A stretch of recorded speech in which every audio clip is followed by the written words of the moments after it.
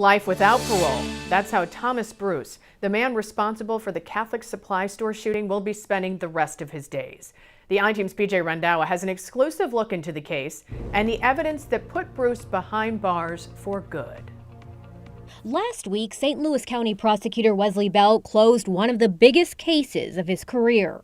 We were going to bring justice to these families.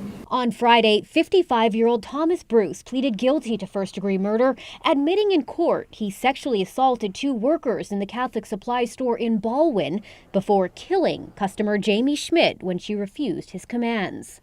Killing her didn't seem to affect him at all. Anyone who can do that, there's a special place in hell for those individuals. The I-Team got an exclusive look at the evidence that put Bruce behind bars.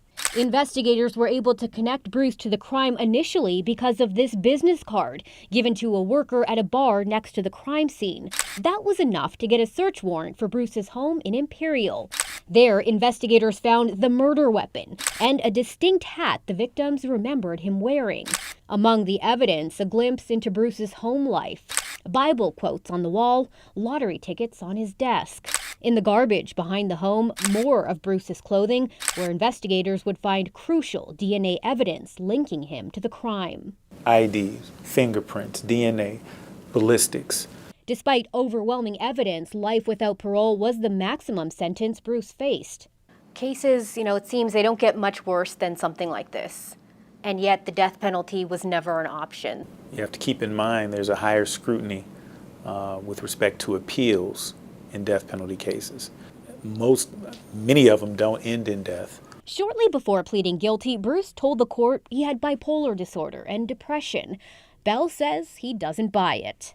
But there's no evidence supporting that there's any mental health issue that contributed to him committing this crime other than his decision to do this. Bruce is now preparing to head to his new home, a maximum security Missouri prison. Bell says the survivors and their families consider that justice. I mean, we do this job to bring justice, and in this case we were able to do that. Now, investigators believe Bruce may be connected to other murders, most notably the 1985 murder of a Tennessee woman. We've also learned the FBI was investigating Bruce. They won't confirm whether that investigation is still active. For the I-Team, PJ Randhawa, 5 on your side.